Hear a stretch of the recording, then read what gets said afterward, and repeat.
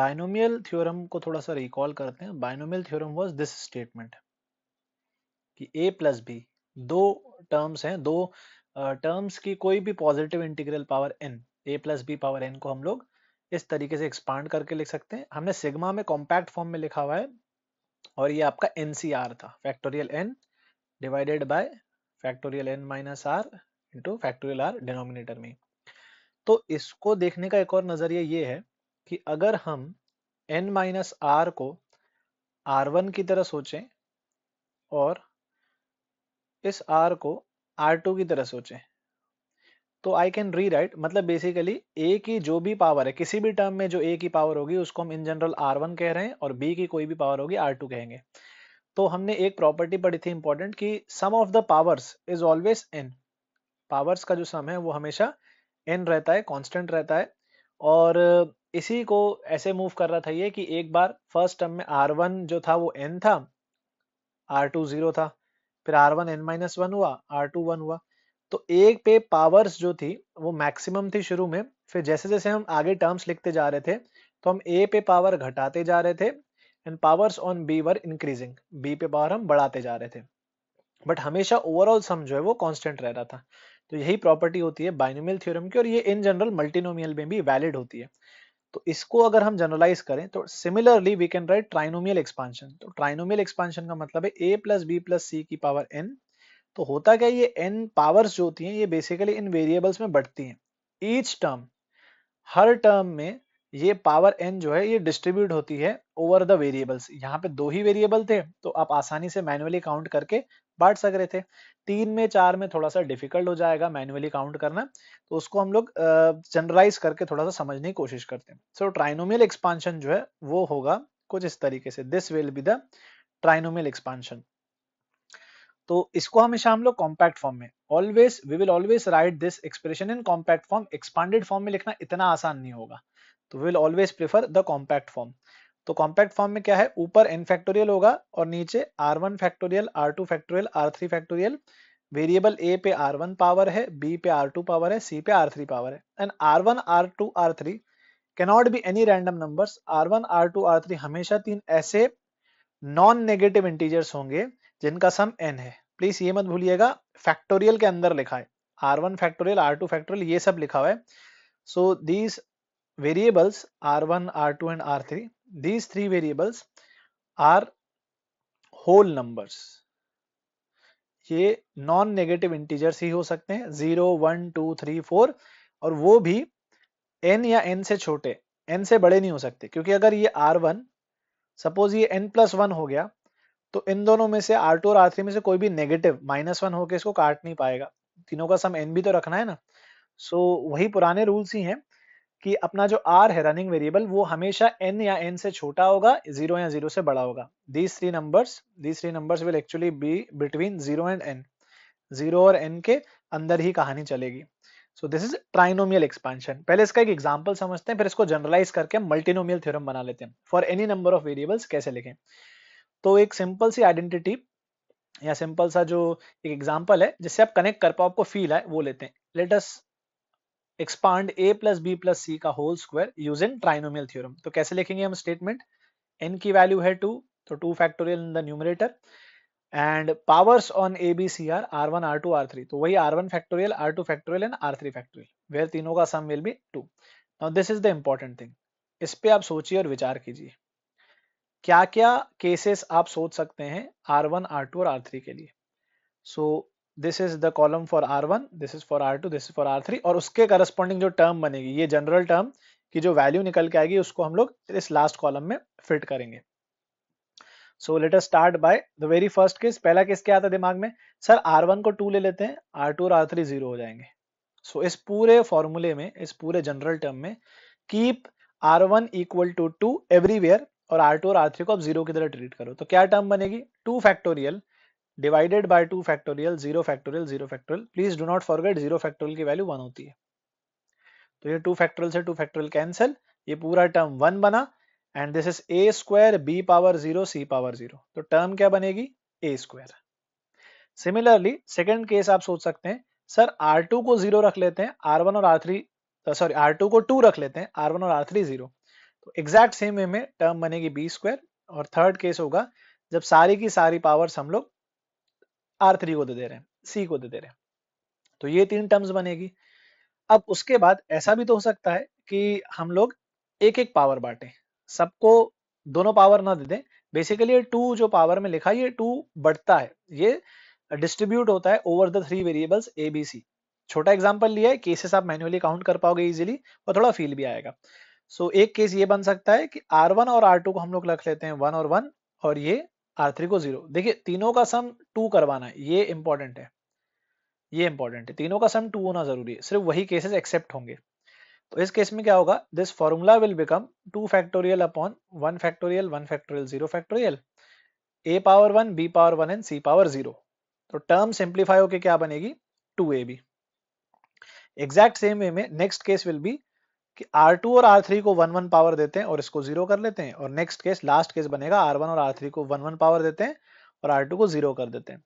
सो finally ये सारे cases 6 cases, we will get 6 cases, इससे ज्यादा केस हम नहीं बना सकते। सो ये जो 6 केस की वजह से 6 टर्म्स आएंगे, इन 6 की 6 टर्म्स का सम हो जाएगा expansion of a plus B plus सी का whole square. I deliberately took this example, मैंने जानबूझ के एग्जांपल लिया क्योंकि ऑलरेडी आप जानते थे इसका फॉर्मूला, तो आप लोग इसको वेरीफाई कर पाओगे, फील कर पाओगे कि हाँ सर हम तो पहले से ही जानते हैं कि a प्लस बी प्लस सी का स्क्वायर होता है a square plus b square plus c square plus 2ab plus 2bc plus 2ca।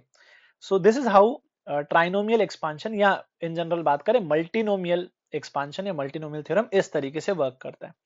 तो प्लीज आप लोग कनेक्ट करो बाइनोमियल और ट्राइनोमियल में क्या फर्क है। बाइनोमियल को आप ये स्टेटमेंट को आप बाइनोमियल देखो और इस स्टेटमेंट को आप ट्राइनोमियल देखो और दोनों को कनेक्ट करो, दोनों में क्या सिमिलैरिटीज हैं। बस हम लोग जनरलाइज कर रहे हैं, जितने ज्यादा वेरिएबल्स होंगे, जितने a plus B plus c plus d, अब लेट से 4 की बात करते हैं, a plus B plus c plus d की पावर n, तो 4 अननोन्स आ जाएंगे, a की पावर r1, b की पावर r2, c की पावर r3 एंड एक चौथा आ जाएगा d की पावर r4।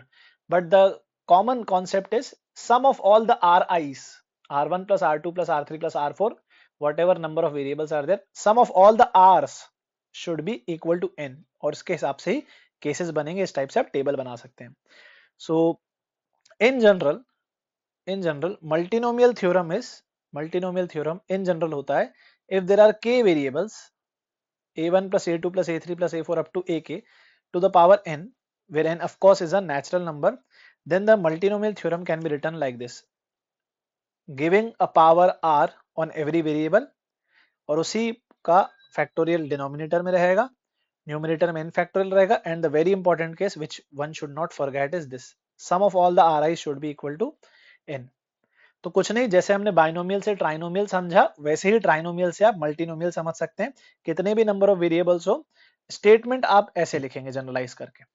और इसके लिए एक इंपॉर्टेंट रिजल्ट है total number of dissimilar terms. जैसे बाइनोमियल में n+1 टर्म्स आते थे एक्सपांशन में, वैसे नंबर ऑफ टर्म्स की बात कर लेते हैं। ये बाइनोमियल के था, बाइनोमियल के लिए number of dissimilar terms in the expansion of binomial theorem was n+1।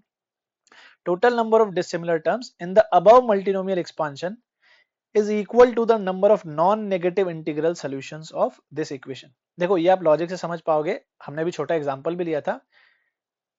इस इक्वेशन के जितने भी सॉल्यूशंस होंगे, सॉल्यूशंस का मतलब जैसे एक सॉल्यूशन होगा, R1 को ले लिया हमने n, बाकी सबको 0 रख लिया, this is one of the solutions. एक सॉल्यूशन क्या होगा, R1 को हमने n-2 रख लिया, R2 और R3 को 1 1 रख लिया और बाकी सबको 0 ले लिया, तो इट इज अनदर सॉल्यूशन। तो जितने भी केसेस बनेंगे, जितने भी नंबर ऑफ सॉल्यूशंस होंगे, each solution will correspond to one term, each solution will correspond to one term, हर एक सॉल्यूशन एक टर्म को जनरेट करेगा। तो जितने भी नंबर ऑफ डिसिमिलर टर्म्स होते हैं, actually it is equal to the number of non negative, मतलब होल नंबर्स की बात कर रहे हैं हम लोग, non negative integral solutions of this equation. तो इन जनरल इसको कैसे सॉल्व कर लेते हैं, this we will study in the chapter permutation and combination. हम लोग P&C चैप्टर में इसको पढ़ेंगे, परम्यूटेशन एंड कॉम्बिनेशन चैप्टर में we will derive the formula that how this is solved. But क्योंकि अभी हम बाइनोमियल थ्योरम पढ़ रहे हैं, फॉर द दिस चैप्टर आपको फॉर्मूला तो पता होना चाहिए, तो derivation we will take later जब हम PNC पढ़ेंगे। For now, as of now, you have to remember this formula. Which formula? This formula, that number of terms, number of dissimilar terms in the expansion of multinomial is n plus k minus 1 c k minus 1. यहाँ पे n क्या है, n is the power, n is the index, ये जो अपना conventionally n चलता है ये है अपना n, और k क्या है, k है number of variables, a1 plus a2 plus a3 up to a के लिया ना, तो k is the number of variables. तो बाइनोमियल के लिए k की वैल्यू 2 होगी, ट्राइनोमियल के लिए k की वैल्यू 3 होगी, एंड अकॉर्डिंगली आप लिख सकते हैं। अच्छा, तो इस फॉर्मूले को हम लोग अप्लाई करके देखते हैं। जैसे let's say for binomial, let's say we do it for binomial, तो फॉर्मूला जो है अपना वो है, यहाँ ले लेते हैं, यहाँ जगह है, हाँ n, फॉर्मूला के n plus k minus 1 c k minus 1। So if we are talking about binomial, let's say a plus b power n, तो इसके लिए k की वैल्यू 2 हो जाएगी। तो उस केस में क्या देंगे आप नंबर ऑफ टर्म्स, इस फॉर्मूले के हिसाब से अगर जाएं, will say that n plus 2 minus 1 c 2 minus 1, तो ये हो जाता है n प्लस 1 c1, इसकी वैल्यू n प्लस 1 होती है, जो आपको ऑलरेडी पता है, बाइनोमियल में हम पढ़ चुके हैं, number of terms in the expansion of binomial is n plus 1।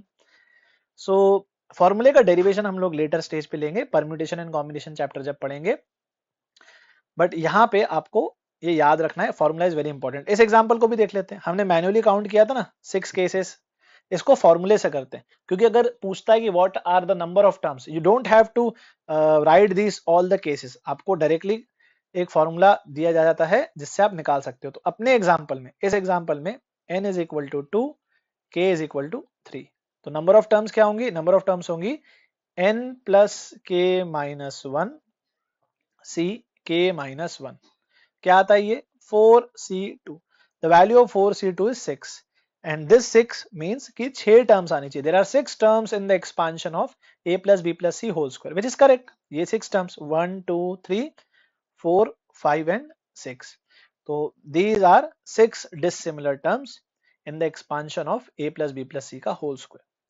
तो formula is very important, please आप याद रखिएगा, ये फॉर्मूला ध्यान में रखना है, n plus k minus 1 c k minus 1। Let us move to the first question. In the expansion of a minus b minus c plus d power 10, find the coefficient of a square b cube c power 4 d power 1। Second part and third part पे भी हम आते हैं, पहले first part करते हैं। देखो multinomial के जितने भी सवाल है, you will start by writing the general term. इसका एक्सपांशन कैसे लिखेंगे हम जनरल में, फैक्टोरियल 10, ये लिख लिया ऊपर वाला, हर वेरिएबल के लिए एक एक आर आएगा, for each variable there will be a single r, a की power r1।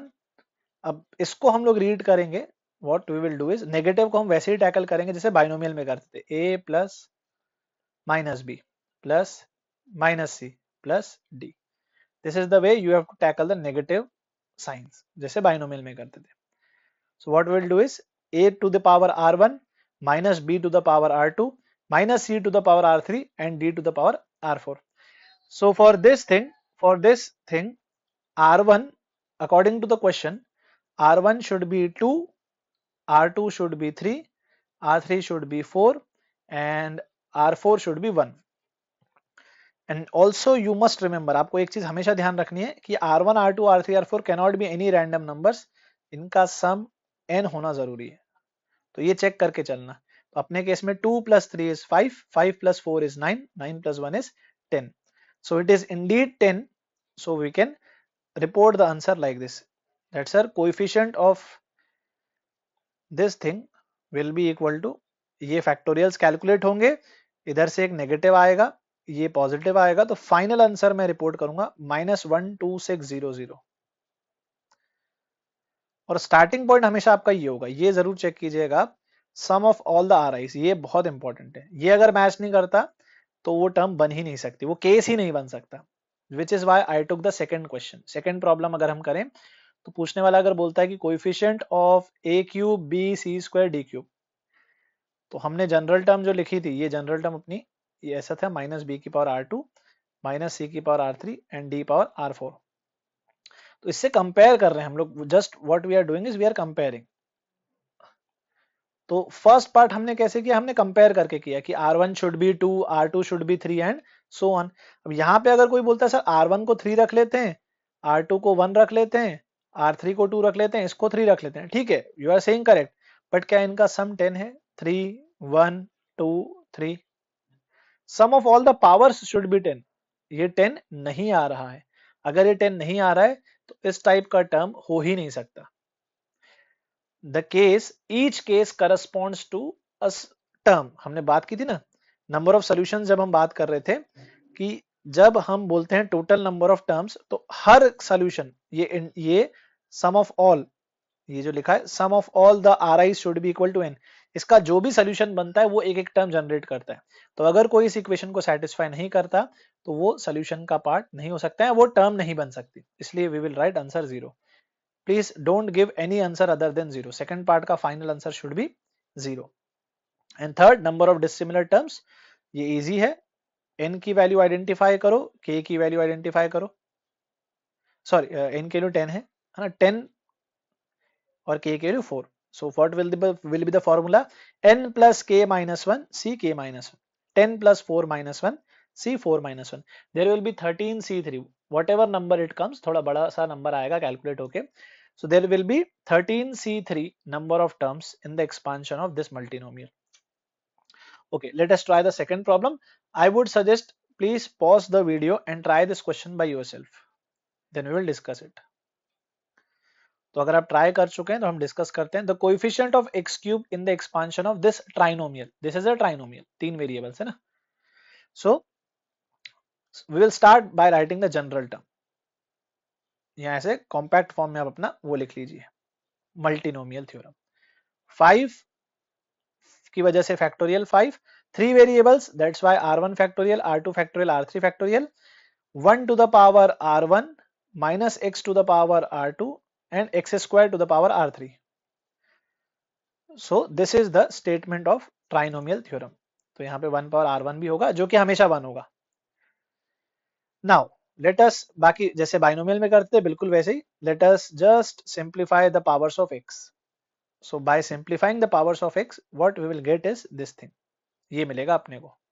And for x cube, if we want the coefficient of x cube, so we will simply compare and we want that ये r2 plus 2r3, जो r2 plus 2r3 है ये 3 के बराबर होना चाहिए। अच्छा एक और चीज हमें नहीं भूलनी चाहिए, सिग्मा जो है, sigma is running on this, sigma on this का मतलब है that we will consider only those cases, only those combinations or only those values of r1 r2 and r3 whose sum is 5।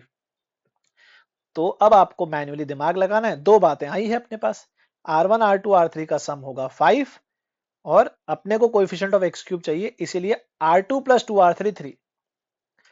तो आप systematically cases सोचना, क्योंकि यहाँ पे r3 का कोएफिशिएंट है 2, r3 ज्यादा वेटेज वाला है, इसलिए मैं r3 से केसेस बनाना स्टार्ट कर रहा हूँ।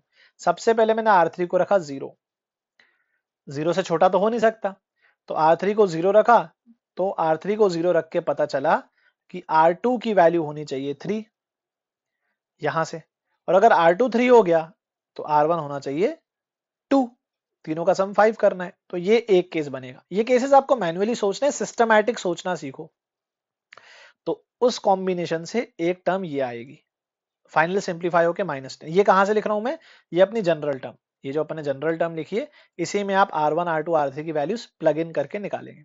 फिर हम एक कदम आगे बढ़ते हैं, r3 हमने 0 से स्टार्ट किया था, अब r3 0 के बाद 1 हो सकता है, तो जब r3 को 1 लिखेंगे, again you will consider these two equations only, ये अपना मेन सोचने का तरीका है, ये दो इक्वेशंस। सो जब मैं नेक्स्ट केस की बात करता हूं, r3 को 1 रखूंगा, तो r3 1 in this equation will give me r2 equal to 1, तो दो लोग 1 आ गए, ये 1 और 1 आ गए, तो r1 को 3 होना पड़ेगा ताकि तीनों का सम 5 हो जाए। So for this we will get another case, इसको सॉल्व कीजिए, सिंप्लीफाई कीजिए, विल गेट -20। अब आगे और केसेस सोचने की कोशिश करते हैं। अब इसके बाद क्या हो सकता था, r3 0 से स्टार्ट करके 1 पे ले गए हम, 1 के बाद वी कैन ऑल्सो टेक 2, तो जब हम r3 को 2 लेंगे ना, so this will become 6, this term will become 6, sorry this term will become 4, और इसका ही 4 होने का मतलब r2 को -1 होना पड़ेगा। r3 equal to 2 gives r2 equal to -1, which is not possible because we are dealing with only non-negative integers। हम लोग r1 r2 r3 0 1 2 3 up to n लेते हैं, तो इसका मतलब यहाँ से सोल्यूशन एक्सेप्ट नहीं हो पाएगा। और उसके बाद आप पैटर्न समझ ही गए होंगे, फिर आप R3 की वैल्यू 2 के बाद 3 लो, 4 लो या 5 लो, तो ये टर्म बढ़ता जाएगा, ये वाला टर्म बढ़ता जाएगा, तो R2 और नेगेटिव होता जाएगा, R2 will become more negative and negative answers we are not interested in. So in short for this question we have only two cases. कैसे सॉल्व किया हमने? We wrote the general term में हमने cases समझे कि क्या क्या R1 R2 R3 की वैल्यू एक्सेप्ट कर सकते हैं। देखो केसेस आपको सोचने हैं, दो केसेस बन रहे हैं, एक की वजह से आंसर -10 आ रहा है, एक की वजह से आंसर -20 आ रहा है, the sum of the both the cases. अच्छा फाइनली करना तो हमको इन दोनों को ऐड ही है ना, क्यों?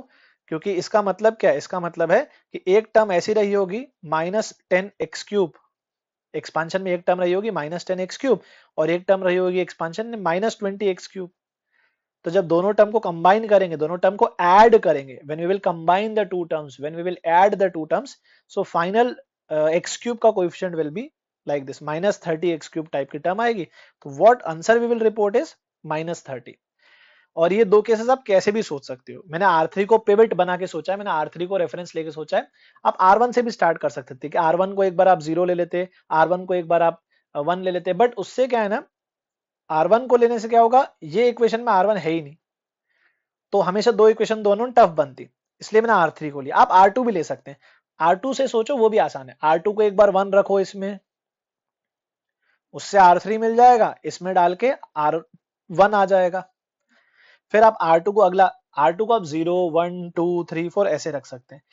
Fix a single variable, try to take it as 0 1 2 3, और उस केस में बाकी बचे हुए वेरिएबल क्या बन रहे हैं उसके बारे में सोचो। इस तरीके से सॉल्व होता है मल्टीनोमियल का सवाल। थर्ड क्वेश्चन ट्राई करते हैं। देखो सेम क्वेश्चन वही है जो हम लोग बाइनोमियल थ्योरम में क्वेश्चन ले रहे थे, उसी टाइप के क्वेश्चन ट्राइनोमियल मल्टीनोमियल में भी बनते हैं। So next is, in the expansion of this multinomial find the term independent of x। कैसे निकालते थे term independent of x? I've already told you term independent of x means coefficient of x power 0, coefficient of x power 0। तो काम वही करना है, general term लिखो। General term कैसे लिखते हैं अब आप समझ गए हो कैसे लिखी जाती है general term. Factorial 11 divided by R1 R2 R3, factorials तीनों का सम 11 होगा, और 1 की पावर R1 x की पावर R2 7 by x की power R3। Simplify the coefficient of x, simplify the powers of x, sorry, simplify the powers of x. So what we are getting is, we are getting the power of x as R2 minus R3, because we want term independent of x, मतलब coefficient of x power 0। तो इसका मतलब है compare these two, compare both of them, R2 minus R3 must be 0, इसका मतलब R2 equal to R3, R2 should be equal to R3 for the term independent of x। अब cases कैसे बनेंगे, ठीक, मैंने टेबल नहीं बनाई है, I have not drawn the table, you can think directly, we have done enough questions. तो एक ये है, एंड इसी में R2 इक्वल टू R3 है। नाउ थिंक क्या क्या बन सकता है। So I am starting, I am taking R3 as reference, मैं R3 को रेफरेंस लेके चल रहा हूं। फिर से मेरी आदत है मैं हमेशा R3 को रेफरेंस लेके चलता हूं। So when R3 is 0, first case will be 11 0 0, R3 is 0, तो इसकी वजह से R2 will also be 0, which means R1 should be 11। तो we will get the first term like this। और ये कहां से आ रही है, ये इसमें पुट करके आ रही है, इसमें R1 R2 R3 की वैल्यू डाल के ये टर्म्स आ रही हैं। नेक्स्ट केस क्या हो सकता है, next case can be, R3 को हमने 0 के बाद 1 लिया, तो if we are taking R3 as 1, so this equation R2 equal to R3, this will suggest कि भाई साहब R2 को भी 1 लीजिए। तो R3 1 लिया, R2 1 लिया, तो R1 क्या हो जाएगा 9। So because of this we will get second term इस टाइप की, और इन सब टर्म्स को हम ऐड करते जाएंगे। अगला केस क्या होगा, 2 2 और सम 11 होने की वजह से 7, तो this term.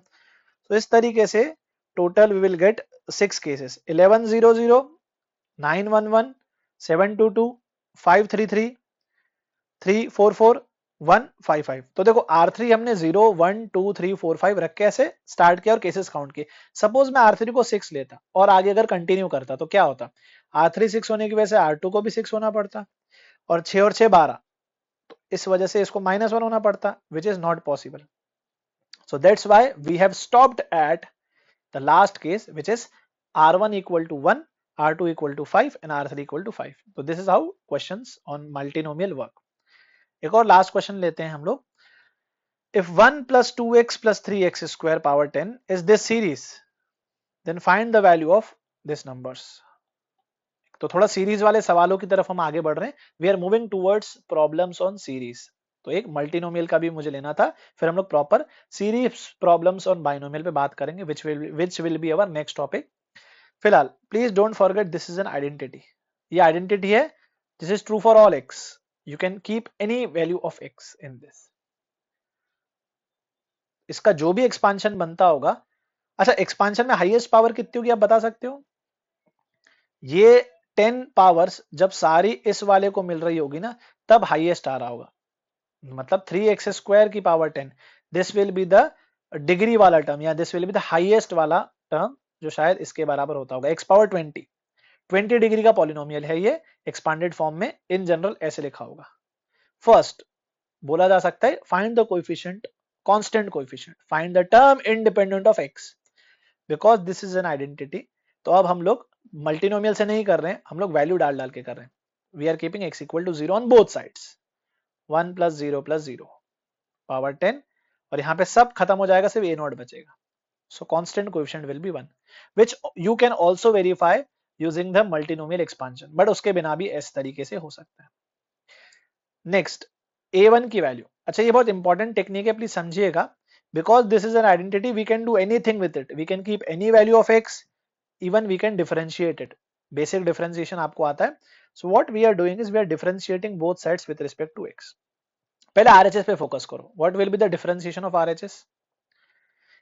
Differentiation of a0 is 0, a1x का डिफरेंशिएशन a1, x स्क्वायर का डिफरेंशिएशन 2x होता है, x क्यूब का डिफरेंशिएशन 3x स्क्वायर होता है, and so on. x power 20 का डिफरेंशिएशन 20x पावर 19 होता है. और LHS को डिफरेंशिएट करने के लिए आपको यूज करना पड़ेगा चेन रूल. तो होपफुली आपको बेसिक डिफरेंशिएशन आता है, यू कैन अपने फिजिक्स में पढ़ रखा होगा. So differentiation of this will be something power 10 का p पावर 10 का डिफरेंशिएशन होता है 10p पावर 9. तो ये 10p की पावर 9, ये differentiation with respect to p होता है. ये differentiation with respect to p होता है. अब हमें आगे p को भी डिफरेंशिएट करना पड़ेगा, dp by dx. We have to differentiate p with respect to x.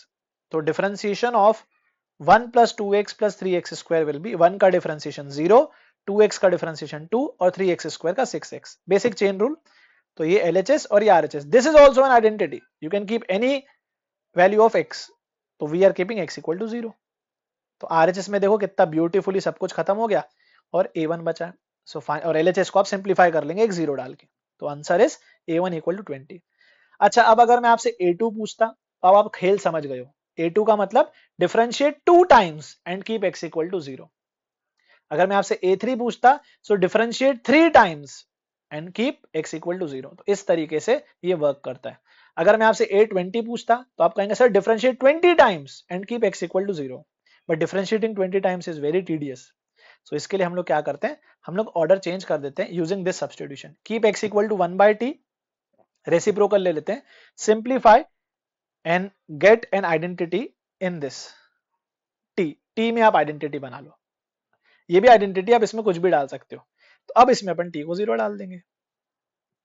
अच्छा, अब अगर मैं आपसे पूछता, सपोज ओरिजिनल क्वेश्चन में a19 का वैल्यू निकालो, तो पता है आप क्या करते, आप 19 टाइम्स डिफरेंशिएशन नहीं करते, आप यही सब्स्टिट्यूशन, जब भी पीछे से वैल्यूज निकालने को बोली जाए तो आप ऐसे रेसिप्रोकल ले लो. रेसिप्रोकल लेने से क्या होता है, ऑर्डर चेंज हो जाता है. a1 a2 a3 जो था, अब वो a20 a19 a18 रिवर्स हो गया. अब इसको डिफरेंशिएट करके आप t को 0 डालो, इसको डिफरेंशिएट करके t को 0 डालोगे तो आपको a19 मिल जाएगा. सो this is how differentiation technique can be used very beautifully. And the fourth and fifth problem are another variation.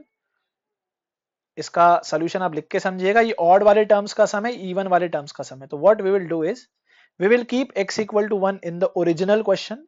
Original question में x को 1 डालेंगे, original question में x को -1 डालेंगे. तो we will get two series.